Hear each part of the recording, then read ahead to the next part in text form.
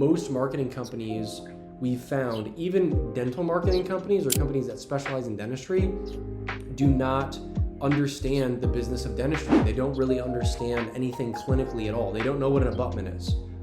They barely might know what a crown is. They might not know what an implant is. And the irony about that too is that most patients also don't, in dentistry we know what an abutment is. Most patients have no idea what the hell an abutment is. They've never heard that term in their life. And so no one's searching for that. And so the problem is these dental marketing companies are only typically advertising for keywords that they think patients are searching for. But this kind of gets back to the noise versus money conversation. Perception is and reality are kind of different in this case. So the best things to do, we call them Moneyball keywords. So there's that movie Moneyball with Brad Pitt and Jonah Hill, where they're not buying the very, very best players for 10 times the amount of money. They're buying the very good players that are the best at like first to second base or second to third base or whatever. And they're spending 20 times less money doing that. That is a perfect metaphor in my view for how you run proper Google ads. You have to find what people are actually searching for, and then I can choose to bid on those keywords for 10 cents instead of $50. And now I just have many, many, many more chances to come in and bring in quality patients. And sometimes it's as simple as that. But to answer your question, that's a list that's kind of proprietary, that's just built up over years, because you kind of have to like trial and error understand what people are searching for. And it also varies based on market too. So some markets are a little bit different than other markets. So following up with your leads multiple times, I do think is relevant for outbound marketing, if you'll excuse the marketing jargon. So there's inbound and outbound marketing. Outbound marketing is where I create a piece of content and then I put it out into the market. Billboards, radio, TV, think of any kind of basically advertising that you can think of. Inbound is where in this case, patient takes the first step first. So they take the first step, they make the first action, and then we get to choose, do we want to intercept that particular patient with an ad or not? That's why I love Google Ads so much, because it's one of the only inbound advertising platforms that exists right now. Meta is getting better, Instagram is getting better.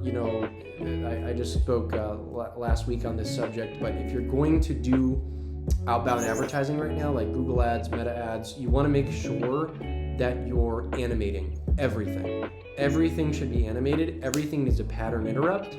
So, you scroll through Instagram and, there's some kind of thing that catches your attention. It doesn't have to be obnoxious. And I'm a really, really big fan of not being obnoxious with ads, especially in the healthcare space. I think tact is important. And I think you should be a bit conservative about it, but you can still really, you want to get people's attention. That's what advertising is all about at the end of the day. And then showcasing the value of your practice. So if you're going to do outbound advertising, really, we really work very hard to make sure that there's something different about it. There's something memorable, there's something that gets your attention, and then you can get people's attention, and then you can explain your offer in greater detail. Do we have a typical ad that we run? Not really. It really depends on market. And the other thing that I'll say too is that I find dental marketing to be surprisingly seasonal, which is kind of another aspect. So Q4 is always really good, and that has a lot to do with the insurance game. So use your dental insurance before you lose it. Use it or lose it campaigns, we call them, do very, very well in Q4. We have a lot of those that kind of out of the box will kick butt. And then we get around to actual January and New Year, New Smiles kind of a thing. So, playing on the New Year's resolution concept that a lot of people have, really playing on the visuals and the optics of it. Like, hey, now is the time to get cosmetic work done. If you've ever been thinking about this, do this. Tax season is also really good. There's back to school specials that we like to run. Summer is kind of a mixed bag. Summer can be tough for dentistry depending on what area of the country you're in. Arizona can be particularly tough. Snowbird states, if you will. So it's kind of interesting to see, now that we've got almost 2,000 locations across the country, I really like to nerd out on this data, and I'm looking at how is the North different from the South? How is East different from West? And all these sort of, parochial differences that you see. I find them fascinating. I'm also very nerdy, but I think that they're really interesting. And we have a lot of campaigns that we do, like when we first start out with a client or a DSO, we'll do a full assessment to understand. They're all really different. I mean, the major like contributing factors would be like what insurance profiles, what insurances do they take or do they not take? Fee for service tends to be harder than if you're taking insurances for sure, but it's just a different game. If you're fee for service, you just have to really, really make sure that you're drilling down on all of the best neighborhoods, and you really, really just have to make sure that you're targeting those neighborhoods properly, and just as importantly, you're preventing your advertising from being seen in certain neighborhoods as well. I don't mean to be blunt, but it's important, because if you only have so much money to spend, every dollar that you spend, every individual's attention that you're trying to get costs something. And so you have to be very efficient with the money that you're spending. That's the whole Rise DDS way, is being efficient and not just randomly, throwing dollars in the air like everybody else is doing. You have to be very, very efficient, and you have to be very mindful. It depends on the market, depends on the types of patients that we're looking for, but our average ROI is between like 5 to 7x. So every dollar you put in, you get like $5 to $7 back every month, which is really, really, really unheard of in the industry. And by the way, just consider. Yeah, I was about to say that's unheard of. Like most marketing companies cannot promise that. No. And again, we only do 3-month contracts. I'm like, we're gonna put our money where our mouth is, right? If we screw up, we shouldn't be working together. If it doesn't work, like I don't want to, holding somebody in a contract is why everybody hates marketing, right? Like that's why everybody thinks it's so shady. It's like, dude, it's either gonna work or it's not. Like, let us show you this. If it works, great. If it doesn't, it doesn't. Our attrition is less than 10%. So I can divulge that. So we have less than 10% of our clients ever leave us. It's usually because they get bought out or something like that is happening. There is occasionally a very, very tough market that we run into. And it's surprising because the tough markets are like certain cities in Arizona or certain towns, or it's not like Manhattan or LA or Miami or, the areas that you might stereotypically think are like the hard markets.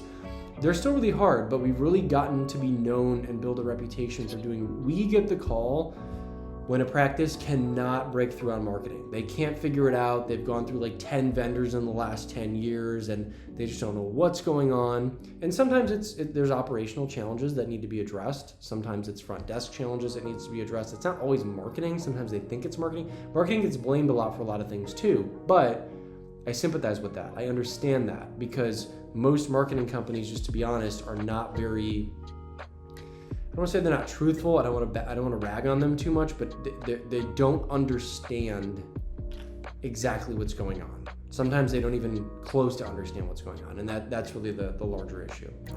Say someone gets a bad review, right? Say someone comes in, they wanted their teeth to be super white and they're not that white, or whatever the kind of issue is. Say they're dealing with some stuff and they get upset that, I have to pay this much for my appointment. I thought it was going to be way less, or whatever the reason is that may be out of the control of the dental practice, and they get a bad review. How should a dental practice handle getting a negative review? It's a great question. And to be honest, that's actually a really, really challenging thing to solve. It's actually a really, really difficult thing. And it really has to do with not only Google's policies, but the way that Google sort of operates. So like, for example, we're the highest level partner that you can be with Google running ads. The problem is everything to do with Google My Business is really siloed relative to what's going on with Google Ads and even like Google organically. And I think Google does this on purpose, and I can understand why, because there's sort of the the mafioso thing of like, hey, we spent a lot of money with you, we got a bad review, take it down. I don't think that's fair. I don't think that's ethical. So I understand why Google spends so much energy separating GMB from and reviews from the rest of what they do. I can respect that. But it's really hard. I mean, the two answers, to be honest, are you drown it out or you snipe it out. Snipe it out meaning you basically complain, you flag it, you try to get it taken down. That's sniping it out. If you need to drown it out, you basically just go out and get a number of other 5-star reviews. So There are many things that can be done that we specialize in, and it can get quite intense and complicated, which is kind of funny because you're dealing with Google reviews. Like, how deep can it be? But it's really deep.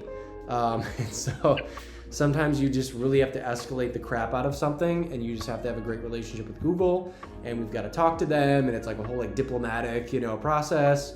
And sometimes that's just what you have to do.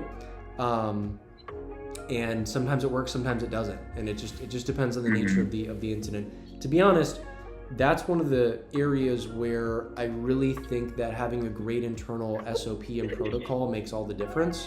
So like, for example, at our offices, and I always encourage this, if you get a bad review, I like to have one of the doctors call that patient and just have a conversation with them. I would say 80% of the time that's enough to get them to remove it. Typically, they're very surprised that the doctor would take time out of their day to do that, to call. And it shows that they care. And I think that's a big theme. I mean, in healthcare, typically people just want to be heard. 20% of the people maybe are crazy. Yeah, sure. But for the most part, people just want to be heard. And I think it's just a common sense thing. But from a technical standpoint, it can be quite difficult to get those removed.